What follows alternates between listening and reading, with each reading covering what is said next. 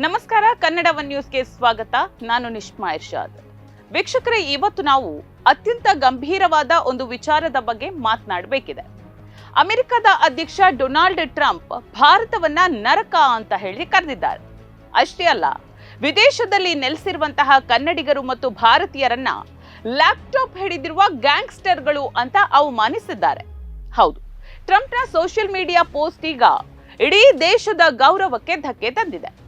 Donald Trump ತಮ್ಮ truth social ವೇದಿಕೆಯಲ್ಲಿ ಒಂದು ಸಂಭಾಷಣೆಯ ಬರಹವನ್ನ ಹಂಚಿಕೊಂಡಿದ್ದಾರೆ. ಅದರಲ್ಲಿ ಭಾರತ ಮತ್ತು ಚೀನಾವನ್ನ ಹೆಲ್ ಹೋಲ್ ಅಥವಾ ನರಕದಂತಹ ಜಾಗ ಅಂತ ಕರೆಯಲಾಗಿದೆ. ಕೇವಲ ದೇಶವನ್ನಷ್ಟೇ ಅಲ್ಲ, ಅಲ್ಲಿನ ಜನರನ್ನ ಮಾಫಿಯಾ ಕುಟುಂಬಗಳಿಗಿಂತಲೂ ಹೆಚ್ಚು ಹಾನಿ ಮಾಡುವ ಲ್ಯಾಪ್ಟಾಪ್ ಗ್ಯಾಂಗ್ಸ್ಟರ್ಗಳು ಅಂತ ಜನಾಂಗೀಯವಾಗಿ ನಿಂದಿಸಲಾಗಿದೆ. ಇದು ಕೇವಲ ಮಾತಲ್ಲ, ಭಾರತದ ಅಸ್ಮಿತೆಗೆ ಮಾಡಿದ ಒಂದು ದೊಡ್ಡ ಅವಮಾನ. ಈಗ ಪ್ರಶ್ನೆ ಇರೋದು ನಮ್ಮ ದೇಶದ ಪ್ರಧಾನಿ ನರೇಂದ್ರ ಮೋದಿ ಅವರಿಗೆ. ಮೋದಿಜಿ, ಅಮೆರಿಕಕ್ಕೆ ಹೋದಾಗ ಅಬ್ ಕಿ ಬಾರ್ ಟ್ರಂಪ್ ಸರ್ಕಾರ ಅಂತ ಘೋಷಣೆ ಕೂಗಿದ್ರಿ. ನಮಸ್ತೆ ಟ್ರಂಪ್ ಅಂತ ಕಾರ್ಯಕ್ರಮವನ್ನ ಮಾಡಿ ಅಪ್ಪಿಕೊಂಡು ಸಂಭ್ರಮಿಸಿದ್ರಿ. ನಿಮ್ಮ ಆಪ್ತ ಗೆಳೆಯ ಇವತ್ತು ನಮ್ಮ ದೇಶವನ್ನ ನರಕ ಅಂತ ಕರೀತಿದ್ರು ಕೂಡ ನೀವ್ಯಾಕೆ ಮೌನವಾಗಿದ್ದೀರಿ? ಮೋದಿ ಅವರೇ, ನಿಮ್ಮ ಗೆಳೆತನಕ್ಕಿಂತ ದೇಶದ ಗೌರವ ದೊಡ್ಡದು ಅನ್ನೋದು ನಿಮಗ್ ಮರೆತು ಹೋಯ್ತಾ? ನಮ್ಮ ವಿದೇಶಾಂಗ ಸಚಿವಾಲಯದ ಪ್ರತಿಕ್ರಿಯೆ ಕೇಳಿದ್ರೆ ನಿಮ್ಗೆ ಆಶ್ಚರ್ಯ ಆಗ್ತದೆ. ವಕ್ತಾರ ರಣಧೀರ್ ಜೈಸ್ವಾಲ್ ಅವರು, ನಾವು ವರದಿಗಳನ್ನ ನೋಡಿದ್ದೇವೆ, ಅಷ್ಟಕ್ಕೆ ನಾವಿದನ್ನ ಬಿಡ್ತೀವಿ ಅಂತ ಹೇಳಿ ಜಾರ್ಕೊಂಡಿದ್ದಾರೆ. ಅಂದ್ರೆ ನಮ್ಮ ದೇಶಕ್ಕೆ ಇಷ್ಟೊಂದು ದೊಡ್ಡ ಅವಮಾನವಾದ್ರೂ ಬಾಯ್ ಬಿಟ್ಟು ಖಂಡಿಸುವಂತಹ ಧೈರ್ಯ ಈ ಸರ್ಕಾರಕ್ಕೆ ಇಲ್ವೇ? ಬೆನ್ನು ಮೂಲೆ ಇಲ್ಲದಂತೆ ಈ ಸರ್ಕಾರ ವರ್ತಿಸ್ತಾ ಇರೋದು ಯಾಕೆ? ನೋಡಿ ಗೆಳೆಯರೆ, ಭಾರತದ ಪರವಾಗಿ ಮಾತನಾಡೋದಕ್ಕೆ ಇರಾನ್ ಮುಂದೆ ಬರಬೇಕಾಯ್ತು. ಹೈದರಾಬಾದ್ನಲ್ಲಿರುವ ಇರಾನ್ ರಾಯಭಾರ ಕಚೇರಿ ಭಾರತ ಮತ್ತು ಚೀನಾ ನಾಗರಿಕತೆಯ ತೊಟ್ಟಿಲುಗಳು ಅಂತ ಹೇಳಿ ಟ್ರಂಪ್ಗೆ ತಕ್ಕ ಉತ್ತರವನ್ನ ನೀಡಿದೆ. ಆದ್ರೆ 56 ಇಂಚಿನ ಎದೆ ಇದೆ ಅಂತ ಹೇಳಿಕೊಳ್ಳುವ ನಮ್ಮ ನಾಯಕರು ಮಾತ್ರ ಒಂದು ಸಣ್ಣ ಟ್ವೀಟ್ ಕೂಡ ಮಾಡಿಲ್ಲ. ಇದು ನಮ್ಮ ರಾಜತಾಂತ್ರಿಕತೆಯ ವೈಫಲ್ಯ ಅಲ್ವೇ? ಟ್ರಂಪ್ ಭಾರತವನ್ನ ಅವಮಾನಿಸ್ತಾ ಇರೋದು ಇದೇ ಮೊದಲಲ್ಲ. ಭಾರತದ ಆಪರೇಷನ್ ಸಿಂಧೂರನ್ನ ಅವಮಾನಿಸಿದ್ರು, ಪಾಕಿಸ್ತಾನದ ಜೊತೆ ಭಾರತವನ್ನ ಸಮೀಕರಿಸಿದ್ರು, ಭಾರತವನ್ನ ಅಬ್ಯೂಸರ್ ಅಂತ ಕರೆದು ನಮ್ಮ ಮೇಲೆ 50% ಸುಂಕ ಹೇರಿದ್ರು. ಪ್ರತಿ ಬಾರಿಯೂ ಟ್ರಂಪ್ ಏಟು ನೀಡಿದಾಗ್ಲೂ ಮೋದಿ ಸರ್ಕಾರ ಮೌನವಾಗೇ ಇತ್ತು. ಹಾಗಾದ್ರೆ ಈ ಮೌನಕ್ಕೆ ಕಾರಣ ಏನು? ಅಮೆರಿಕದ ಮುಂದೆ ನಾವು ಅಷ್ಟೂ ಕೂಡ ದುರ್ಬಲರಾಗಿದ್ದೀವ?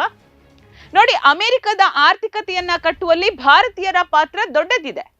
ಗೂಗಲ್, ಮೈಕ್ರೋಸಾಫ್ಟ್ ನಂತಹ ಕಂಪನಿಗಳನ್ನ ಭಾರತೀಯರೇ ಮುನ್ನಡೆಸ್ತಾ ಇದ್ದಾರೆ. ಇಂತಹ ವಿದ್ಯಾವಂತ ಸಮುದಾಯವನ್ನ ಗ್ಯಾಂಗ್ಸ್ಟರ್ಗಳು ಅಂತ ಕರೆದಿರೋದು ಜನಾಂಗೀಯ ದ್ವೇಷದ ಪರಮಾವಧಿ ಅಲ್ವಾ? ನಮ್ಮ ಜನರ ಶ್ರಮವನ್ನ ಕೀಳಾಗಿ ಕಾಣುವವರಿಗೆ ತಕ್ಕ ಪಾಠ ಕಲಿಸಬೇಕಾದ ಸರ್ಕಾರ ಈಗ ಚುನಾವಣೆಯ ಪ್ರಚಾರದಲ್ಲಿ ಬ್ಯುಸಿಯಾಗಿದೆ. ಈ ವಿಷಯದ ಬಗ್ಗೆ ಕಾಂಗ್ರೆಸ್ ಅಧ್ಯಕ್ಷ ಮಲ್ಲಿಕಾರ್ಜುನ್ ಖರ್ಗೆ ಮತ್ತು ಸುಪ್ರಿಯಾ ಶ್ರೀನೇಟ್ ತೀವ್ರವಾಗಿ ವಾಗ್ದಾಳಿಯನ್ನ ನಡೆಸಿದ್ದಾರೆ. ಮೋದಿಜಿ, ನೀವು ಯಾವುದಕ್ಕೆ ಹೆದರ್ತಾ ಇದ್ದೀರಿ? 140 ಕೋಟಿ ಭಾರತೀಯರ ಅಪಮಾನಕ್ಕೆ ಪ್ರತಿಕ್ರಿಯಿಸೋದಕ್ಕೆ ನಿಮ್ಗೆ ಸಮಯ ಇಲ್ವೇ ಅಂತ ಪ್ರಶ್ನಿಸಿದ್ದಾರೆ. ದೇಶದ ಹಿತಾಸಕ್ತಿಯನ್ನ ಅಡವಿಟ್ಟು ರಾಜಕೀಯ ಮಾಡ್ತಾ ಇರುವ ಸರ್ಕಾರದ ಧೋರಣೆ ನಿಜಕ್ಕೂ ಖಂಡನೀಯ.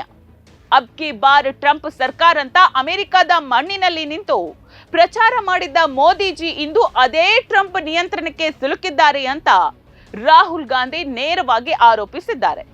ನರೇಂದ್ರ ಮೋದಿ ಸಂಪೂರ್ಣವಾಗಿ ಟ್ರಂಪ್ನ ಕಪಿಮುಷ್ಟಿಯಲ್ಲಿದ್ದಾರೆ. ನಮ್ಮ ದೇಶದ ಪರವಾಗಿ ಒಂದು ಗಟ್ಟಿ ಪದ ಆಡೋದಿಕ್ಕೂ ಅವರಿಗೆ ಸಾಧ್ಯ ಆಗ್ತಿಲ್ಲ ಅಂದ್ರೆ ನಮ್ಮ ಸಾರ್ವಭೌಮತ್ವಕ್ಕೆ ಅರ್ಥವಾದ್ರೂ ಎಲ್ಲಿದೆ ಅಂತ ರಾಹುಲ್ ಗಾಂಧಿ ಪ್ರಶ್ನಿಸಿದ್ದಾರೆ. ಕೆನಡಾ, ಸ್ಪೇನ್ ಮತ್ತು ಬ್ರಿಟನ್ ದೇಶಗಳ ನಾಯಕರು ಟ್ರಂಪ್ನ ವಿವಾದಾತ್ಮಕ ಧೋರಣೆಗಳಿಗೆ ಕಾಲ ಕಾಲಕ್ಕೆ ತಕ್ಕ ಉತ್ತರವನ್ನ ನೀಡ್ತಿದ್ದಾರೆ. ಆದ್ರೆ ಭಾರತ ಮಾತ್ರ ಪ್ರತಿಯೊಂದು ವಿಷಯದಲ್ಲೂ ಅಮೆರಿಕದ ಒತ್ತಡಕ್ಕೆ ಮಣಿತಾ ಇದೆ. ಚಬಹಾರ್ ಬಂದರು ಇರ್ಲಿ ಅಥವಾ ರಷ್ಯಾದಿಂದ ತೈಲ ಖರೀದಿ ಇರ್ಲಿ, ಟ್ರಂಪ್ ಹೇಳಿದಂತೆ ನಾವು ಕೇಳ್ತಾ ಇದ್ದೇವೆ. ಇದು ಸ್ವತಂತ್ರ ಭಾರತದ ಲಕ್ಷಣವೇ? ನಮ್ಮ ದೇಶದ ಗೋಧಿ ಮಾಧ್ಯಮಗಳು ದಿನವಿಡೀ ದೇಶಭಕ್ತಿಯ ಸರ್ಟಿಫಿಕೇಟ್ ಅನ್ನ ಹಂಚ್ತವೆ. ಆದ್ರೆ ಟ್ರಂಪ್ ಭಾರತವನ್ನ ನಿಂದಿಸಿದಾಗ ಇವರ ದೇಶಭಕ್ತಿ ಎಲ್ಲಿ ಹೋಯ್ತು ಅಂತ ವಿರೋಧ ಪಕ್ಷದವರ ಸಣ್ಣ ತಪ್ಪನ್ನು ದೊಡ್ಡದು ಮಾಡುವ ಈ ಚಾನೆಲ್ಗಳೇ ದೇಶಕ್ಕೆ ಆಗ್ತಾ ಇರುವ ಅವಮಾನವನ್ನ ಯಾಕಪ್ಪ ಮುಚ್ಚಿಡ್ತಾ ಇದ್ದೀರಿ? ಯಾಕೆ ನಿಮ್ಮ ದೇಶಭಕ್ತಿ ಕೇವಲ ಸರ್ಕಾರದ ಪರವಾಗಿ ಮಾತ್ರನಾ? ಜನನಿ ಜನ್ಮ ಭೂಮಿಶ್ಚ ಸ್ವರ್ಗಾದಪಿ ಗರೀಯಸಿ ಅನ್ನೋದು ನಮ್ಮ ಸಂಸ್ಕೃತಿ. ಅಂದ್ರೆ ತಾಯಿ ಮತ್ತು ಜನ್ಮಭೂಮಿ ಸ್ವರ್ಗಕ್ಕಿಂತ ಮಿಗಿಲು. ಅಂತಹ ಜನ್ಮಭೂಮಿಯನ್ನ ಒಬ್ಬ ವಿದೇಶಿ ನಾಯಕ ನರಕ ಅಂತ ಹೇಳುವಾಗ ಸುಮ್ಮನಿರೋದು ಅತ್ಯಂತ ನಾಚಿಕೆಗೇಡಿನ ಸಂಗತಿ. ಅಧಿಕಾರಕ್ಕಾಗಿ ದೇಶದ ಗೌರವವನ್ನ ರಾಜಿ ಮಾಡಿಕೊಳ್ಳುವ ಇಂತಹ ನಾಯಕತ್ವ ನಮಗೆ ಬೇಕಾ? ಗೆಳೆಯರೆ, ಇವತ್ತು ನಾವು ಪ್ರಶ್ನೆ ಮಾಡದಿದ್ರೆ ಇತಿಹಾಸ ನಮ್ಮನ್ನ ಕ್ಷಮಿಸೋದಿಲ್ಲ. ದೇಶದ ಗೌರವ ಮೊದಲು, ರಾಜಕೀಯ ಆಮೇಲೆ.